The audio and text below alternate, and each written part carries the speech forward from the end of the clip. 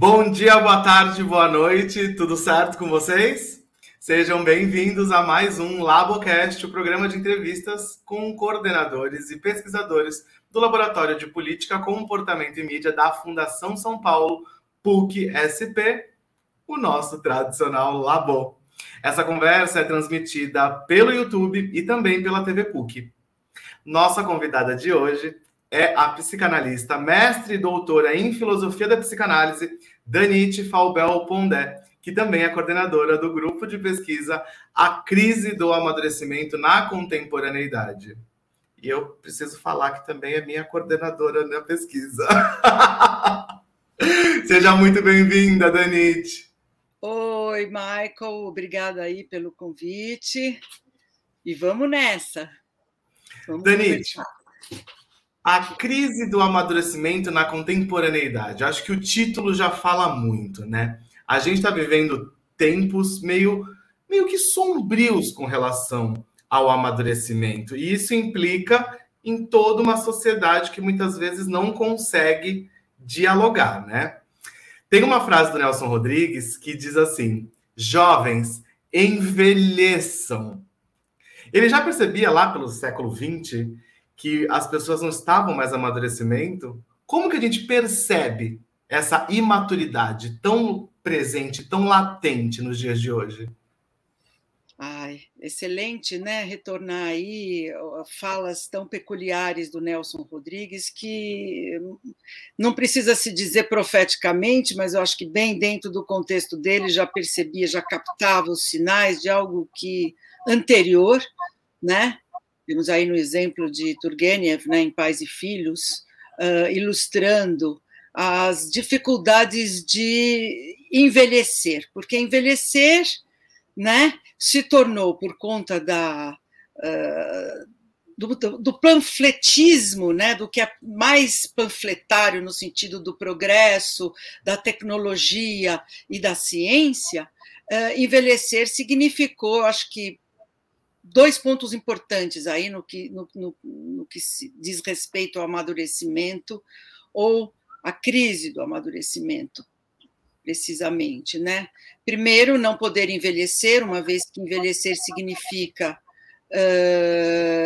se tornar obsoleto, né? Diante de inovações, diante de um progresso, né? Onde o velho fica absolutamente fora do tempo, né? Fora, fica totalmente ultrapassado. Então, esse é um aspecto onde envelhecer não era possível. O segundo aspecto que eu acho que também faz parte é o aspecto das crianças olhando para os adultos e os adultos olhando para os jovens, né? Crianças e jovens, né? E não querendo envelhecer também, porque na medida que alijados por conta da ciência, daquilo que a ciência sabe muito mais do que eles também não podem ser assim, eles são desapropriados das suas possibilidades, do seu saber intuitivo, do seu saber próprio. Portanto, é tudo ciência, de modo que tem que ficar acompanhando, tem que estar sempre up to date com tudo que é mais novo e científico, de modo que envelhecer fica impossível, né? Envelhecer fica impossível, porque a crise também é estética, né? Como você mesma falou agora, as pessoas não aceitam, elas não querem aceitar o envelhecimento, como se envelhecer fosse ficar para trás e não construir novas pontes, né? Eu percebo muito isso, até mesmo dentro das redes sociais, esse ambiente que é objeto de pesquisa de todas as pessoas que analisam comportamento humano. E nessas redes sociais, justamente, a gente vê muitos adultos querendo ser adolescentes. Isso não atrapalha a nossa sociedade, uma vez que interfere no desenvolvimento dessa sociedade, Danite? Totalmente. Atrapalha, é uma inversão. E, a priori, os adultos têm uma avaliação bastante atrapalhada, né? Ao imaginar que o o que o jovem requer dos adultos é que os adultos os acompanhem. Os jovens não querem isso. O que os jovens necessitam, mesmo que eles falam que queiram, eles não querem. Nenhum jovem quer. Eu sempre trago esse exemplo porque isso é muito claro. Nenhuma jovem quer ir com a mãe na balada. Não é verdade? Isso daí é uma afronta, né? Porque o que eles precisam, na verdade, o que eles requerem é adultos que sejam adultos, adultos que tenham a possibilidade de se manter maduros e sustentar as suas opiniões a despeito dos embates que vão ocorrer, né? Então, o que eles precisam é de uma personalidade apropriada, madura do adulto, para poder, inclusive, para poder se confrontar com, né? E através desse confronto é que muitas coisas podem acontecer, nem tanto o céu, nem tanto a terra. Os jovens, eles têm uma posição alijada alijada de experiências temporais, né? Mais uma vez, Nelson Rodrigues está falando algo da temporalidade. Temporalidade tem a ver com acúmulo de experiências, né? Se você é jovem, você ainda não teve experiências suficientes para entender algo, né? A entender os processos complexos, né? Pertencentes à vida humana, né? E, alijados disso, eles falam muito mais ideologicamente, né? Eles falam muito mais de um ideal do que próximos de uma realidade a ser sustentada. Quem sustenta a realidade são os pais. É por isso que não pode ter essa inversão. A maturidade dos pais mesmo, ela é o lastro da vida dos filhos, né? É o que vai dar essa base, é o que vai ajudar na construção da visão de mundo. É isso? Totalmente, né? É o que vai dar segurança, porque o jovem sai por aí confrontando, fazendo experiências, né? Se o jovem está com saúde, né? Então é normal que o adolescente, o jovem, seja irresponsável e saia aí fazendo experiências contra a sua própria segurança. Ou seja, se ele tem um ambiente estável e seguro, ele vai fazer essas experiências. Tá certo? Mas quando ele retorna para casa, ele precisa encontrar a estabilidade, a segurança, a consistência dos pais, né? Falando justamente, não é bem por aí, emitindo as suas opiniões consistentemente, né? Ele chega em casa e ele encontra aquilo que você mesmo discutiu no grupo do amadurecimento, que são os limites, né? Através do autor Frank Furedi, quando ele questiona why borders matters, por que os limites importam tanto? Porque eu não sei, eu tenho uma visão de que os limites fazem com que esses jovens comecem a ter o que desejar. Porque quando você aprisiona esse jovem na liberdade plena, a liberdade é uma droga que ele não consegue administrar. E aí eu levo para você essa pergunta para que você discorra. Por que limites importam, Danite? Limites importam. Eu gostei dessa tua colocação, porque a gente tem discutido bastante nesse ponto. E vamos dar um exemplo, por exemplo, sobre a liberdade sexual. Por acaso alguém aqui imagina que os jovens estejam fazendo, né, mais sexo do que os nossos avós? Não, não estão fazendo, muito pelo contrário, eles fogem, né? Eles tentam, porque a ideia é que os limites, eles dão um certo enquadre, e um enquadre de segurança, né? É a mesma coisa que você falar que a criança tem que experimentar por experiência, colocar o dedo na tomada, né? Então, você vai ensinar esse limite, porque você não vai deixar a criança, não, deixa que depois que ele tomar o choque, ele aprende. Não, existem experiências que não são necessárias. A liberdade sexual é talvez um dos pontos, né, que na contracultura, né, foram tão frisados, né, a liberdade sexual, toda essa liberação, e, na verdade, isso tem cada vez mais assustado, porque o sexo não vem acompanhado da afetividade, não é?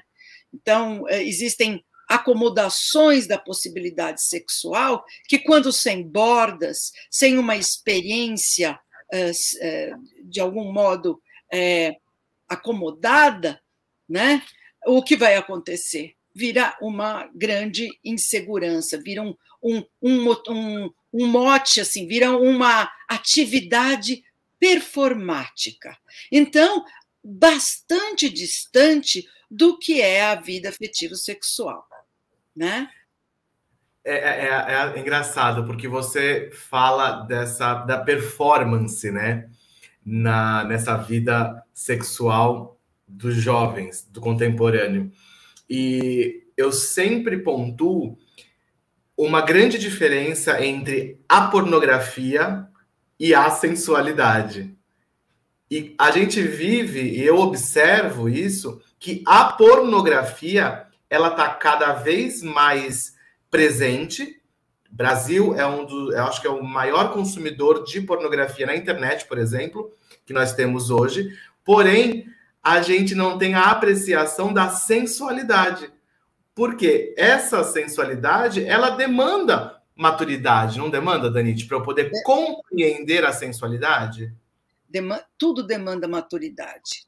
Logicamente, quando a gente fala maturidade, uma maturidade é sempre relativa à cronologia, quer dizer, sempre a idade pertinente ao indivíduo, né? Então, na verdade, fazer experiências sexuais, ter experiências sexuais é muito bom, mas se isso estiver com um olhar avaliativo de que a ideia, meio uma espécie de uma sombra, né, persecutória de que tem que desempenhar, quando isso não está acomodado gradualmente no indivíduo, quer dizer, não é algo que vem dele, brota dele e ele vai fazer, é algo que ele tem que fazer, né? Respeitando a ideia aqui que os adolescentes, né? Hoje um paciente meu falou a respeito da música, né? Ele falou assim, os adolescentes são muito tribais. Eu falei, gente, você vai me dar, se você puder, eu tenho que falar agora sobre adolescentes, eu vou usar isso, porque você retomou um assunto tão importante. Eu falei tribais, e isso é um conceito que eles estudam na música, né? A ideia de que a escolha musical no adolescente tem a ver com a tribo que ele pertence. Então, se é a tribo do funk, vai ser funk. Se é a tribo do pagode, é a tribo do pagode. Quer dizer, eles fecham segundo o que a tribo vai fazer, né? Então, em vez de ter uma amplitude, eles fecham. Isso é ser adolescente, isto é característica do adolescente. No entanto, e está tudo bem com isso, não há problema algum. No entanto, há que se entender que existe um gradativo crescimento, desenvolvimento, no sentido de cada vez alcançar maior amplitude, à medida que a identidade passa a não ser mais a questão tribal, à medida que vai indo em direção a ficar adulto, né, um jovem adulto, vai deixando de buscar a sua identidade a partir desse pertencimento. Nunca vai abrir mão disso, né? Nenhum de nós abre mão de pertencer a um grupo, mas de cada vez mais apropriado de si mesmo. Então, qualquer coisa que é feita dentro desse puxão, né? Quem puxa o adolescente é a moda, é aquilo que se tem que fazer, é aquilo que precisa se gostar. Quanto mais distante de si mesmo, mais aprisionado nessa fórmula ele vai estar, né? Então ele não pode deixar de fazer sexo, mesmo que ele não esteja preparado nem apto afetivamente para isso. Pode ter experiências muito ruins por causa disso. Então você vê que é uma acomodação que precisa nascer dele, precisa despertar a vontade de conhecer alguém, de ter essa experiência, de passar pela ansiedade inerente ao desconhecido. mas não enfrentar isso como se fosse um objeto, né, de tomar prazer e dar prazer ao outro, a satisfazer, né?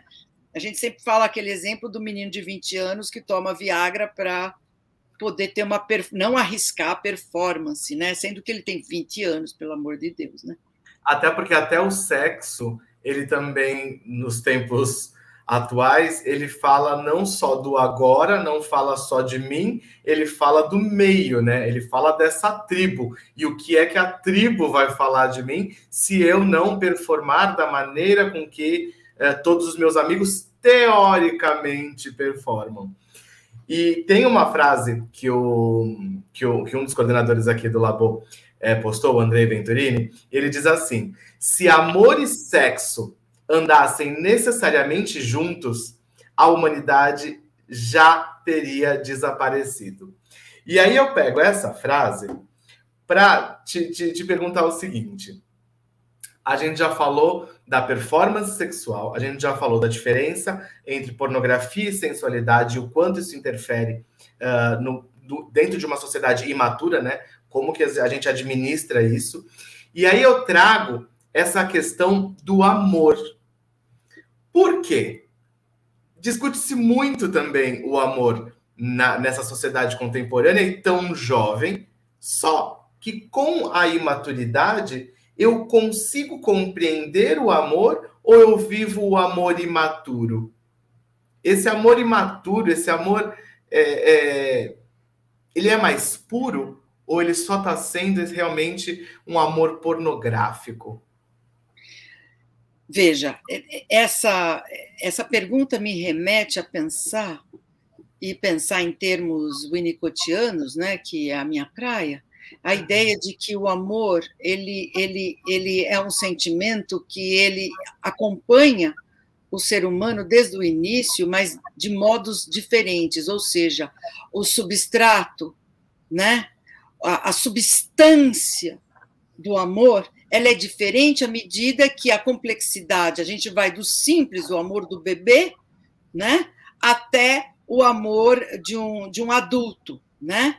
E aí uma capacidade de amar madura, uma capacidade de amar que se preocupa, uma capacidade de amar que sustenta a relação, uma capacidade de amar que cuida do companheiro e que, por isso, pode vir, se assim o quiser, cuidar do fruto dessa relação, que é o filho, né? Os filhos, né? Portanto, assim, o adolescente, ele tem sim uma capacidade de amar. E essa capacidade de amar não é que é uma capacidade de amar pura, é uma capacidade de amar experiencial que ainda, né, carrega elementos de uma irresponsabilidade, né? Então, não é à toa que hoje a gente beija um, amanhã a gente beija outro, depois, ou na mesma festa, a gente beija 10, está experimentando. E não há problema algum nisso, né? Para mim, o que fica mais pesado às vezes, o quanto se quer tirar da cartola uma ideia, por exemplo, de responsabilidade afetiva. Né? Eu fico muito mais preocupada quando se tenta moralizar as relações de um adolescente do que quando não se faz isso. Né? Porque eu acho que se está dando ao adolescente aquilo que é possível e característico na idade dele, na maturidade dele, ou seja, ainda ser imaturo e irresponsável. E assim tem que ser, né? Para que ele possa lá depois, lá no futuro, poder construir aquilo que ele quer, escolher um companheiro, escolher aquilo que ele quer. Mas não quando ele é adolescente. Adolescente, ele vive a possibilidade de experimentar. O grande problema não é o adolescente ser imaturo, né? O grande problema são os adultos que querem ser adolescentes e assim acabam sendo imaturos e lidando com as situações da vida, inclusive com a maneira com que ele lida com os filhos, com os jovens, de forma imatura e não oferece esse lastro, né? Essa base até mesmo de exemplo. Bom, e isso é o que a gente tem mais percebido, né? É que o fato é que a insegurança nas relações ela não é uma coisa de hoje. Né? Se os adolescentes hoje têm muito mais, né, como a Twenge mesmo descreveu, né, as dificuldades dos adolescentes de sair de casa, de arriscar em relações, de fazer sexo, de arriscar dirigir um carro, né? Se qualquer coisa que é dita fora daquilo que eles entendem como apropriado dentro das ideias deles, ou isso significa que você está invadindo a zona de conforto, então eles pedem a cabeça de quem está... Quer dizer, tudo isso, né, tá descrevendo justamente algo que vem aumentando. Se os adultos eles estão inseguros, se eles captam, né, que o mundo, né, ele não é um mundo que oferece consistência e segurança, uma certa lógica, né,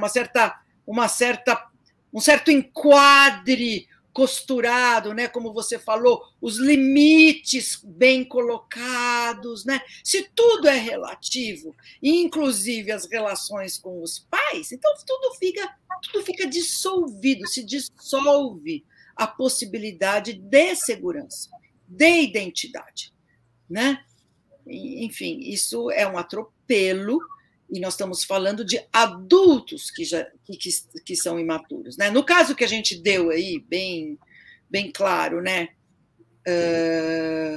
De pessoas de 40, 50 anos que querem viver a adolescência, muito provavelmente, se a gente for dentro de um conhecimento, né? Se a gente adentrar na vida pessoal desse indivíduo, a gente vai talvez obter a história de que na adolescência ele casou. Na adolescência ele teve que fazer alguma coisa que não era compatível à possibilidade maturacional dele. Quer dizer, portanto, interrompido na possibilidade de viver isso, ele vai resgatar quando se separa adiante, né? Quer dizer, ele vai resgatar aquilo que ele não teve. Isso é extremamente importante, porque sempre que a gente vê uma pessoa, a gente não pensa que a gente está vendo uma pessoa, que idiota, porque isso é muito fácil da gente falar e fica muito simples, da gente julgar, etc. e tal. Mas quando a gente vai num foco, né, mais bem focado na pessoa, a gente pode obter esse tipo de dados e entender que essa pessoa está buscando aquilo que lhe faltou. E o Winnicott diz isso, né, Danite? Acho que inclusive no Tudo Começa em Casa, no livro dele, que ele diz que o que você não viveu, você irá viver. Então, se você não teve a possibilidade de ser imaturo quando cabia a imaturidade, você em algum momento vai ser imaturo, mesmo que seja nessa idade mais avançada, na vida adulta, na vida, enfim, na velhice. É isso, de fato. É isso, né? Isso tem a ver com a gradativa integração da possibilidade de ser responsável, a gradativa integração identitária, certo? A gradativo encontro dos sentidos, né? Daquilo que gosta, daquilo que não gosta, né? Então, assim, isso tem a ver com tudo isso. Então, isso precisa de tempo também, né? E de experiências, não é só o tempo, precisa de experiências, mas experiências sustentadas por um ambiente onde adultos babam em jovens não é, na verdade, uma experiência de consistência, né? Afinal de contas, quando você faz isso, né, você está acenando que os jovens sabem de coisas que você não sabe. Ora, como isto é possível se eles nem viveram a responsabilidade de sustentar as coisas, de como é que se fala? Equilibrar pratinhos, como um adulto faz, não é? Como é que então eles são tão sábios, sem ter passado por tanta tanto sofrimento, porque a gente passa por sofrimento. Não estou falando que isso é terrível, isso não é da ordem do terrível, é a vida. O sofrimento faz parte da nossa vida, e saber lidar com o sofrimento é sinal de maturidade. E você só consegue aprender a lidar com o sofrimento vivendo o sofrimento. Porque eu vejo que estão tentando teorizar demais a vida, quando tem partes dela que não cabem teorias, cabem viver, cabe o tempo e o exercício do tempo na vida, não? Totalmente, né? A gente, mais ou menos aquilo que Kant diria muito mais sofisticadamente, mas traduzindo assim, né? A ideia de que, assim, uma visão sem a experiência, né? Ela é um vazio, né? Você tem uma ideia, mas sem a experiência é um vazio, né? O empirismo sem uma visão não tem uma linha de interpretação, é só uma descrição. Então, há necessário, né, a união desses dois elementos, né, que seja a possibilidade de você ter uma certa ideia sobre algo, isso é do humano, né, mas que a experiência vai balizar ou não aquilo que você pensou, né, aquilo que você idealizou. Muito bem colocado por você a ideia de que está tudo na cabeça, não se vai para a experiência, eu sei de tudo. Aqui, mental, né? Isso talvez seja o maior sofrimento do ser humano atual, né? Não ter corpo, não ter experiência, não ter corpo, cada vez mais distante da realidade factual, né? E viver aqui na sua própria cabeça, né? Onde tudo é possível, mas não é real. E saber de tudo é, acho que, a principal característica dos imaturos. Achar que sabem de tudo, né? Tudo.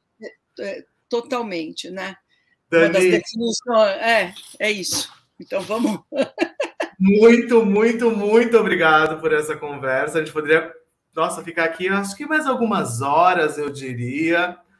É sempre um prazer conversar com você. Muito obrigado por compartilhar todo esse conhecimento, não só conosco do grupo, mas agora com o mundo.